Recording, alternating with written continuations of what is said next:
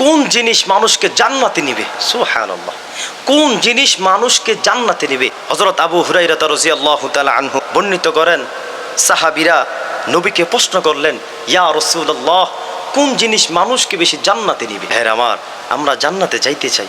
এমন কোনো মানুষ নাই, এমন কোনো পুরুষ নারী কেউ নাই যে জান্নাতে যাইতে চায় না।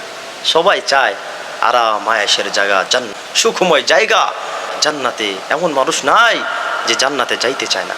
অতএব ভাইয়ের আমার, সবাই চাই আমরা জান্নাতে যাইতে। অতএব আল্লাহ রাসূল সাল্লাল্লাহু আলাইহি সাল্লামকে সাহাবী জিজ্ঞাসা করেন, ইয়া রাসূলুল্লাহ, কোন জিনিস মানুষকে জান্নাতে নিবে? কোন জিনিস মানুষকে বেশি জান্নাতে নেয়? আল্লাহ রাসূল সাল্লাল্লাহু আলাইহি সাল্লাম প্রশ্নের জবাবে বলেন, ও সাহাবী আমার, শুনে নাও কোন জিনিস মানুষকে বেশি জান্নাতে নেয়। শোনো, এক নম্বর হলো আল্লাহ তাআলার ভয়।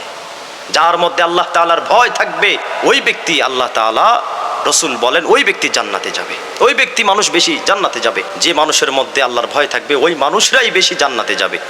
আল্লাহর ভয় থাকলে গুনাহ হয় না, আল্লাহর ভয় থাকলে খারাপ কাজ হয় না, আল্লাহর ভয় থাকলে নামাজ ছাড়া হয় না, মানুষের উপর জুলুম করা হয় না আল্লাহর ভয় থাকলে। এক নম্বর রসুল বলেন, যার মধ্যে আল্লাহর ভয় থাকবে সে জান্নাতে যাবে। দুই নম্বর বলেন, রাসূল সাল্লাল্লাহু আলাইহি সাল্লাম বলতেছেন, ও সাহাবী শুনে নাও, দুই নম্বর হলো যার মধ্যে সুন্দর একটা চরিত্র রয়েছে। সুবহানাল্লাহ, যার মধ্যে সুন্দর একটা চরিত্র থাকবে, সুন্দর চরিত্র থাকবে, আখলাক থাকবে ভালো, মানুষের সাথে ব্যবহার, আখলাক, চরিত্র, কথাবার্তা, চল চলন সব কিছু সুন্দর থাকবে। আল্লাহ রসুল বলেন ওই ব্যক্তিরাই বেশি জান্নাতে যাবে।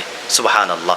অতএব ভাইয়ের আমার, আল্লাহ রসুল সাল্লাল্লাহু আলাইহি সাল্লাম বলেন, এক নম্বর আল্লাহর ভয় যার মধ্যে থাকবে সে জান্নাতে যাবে।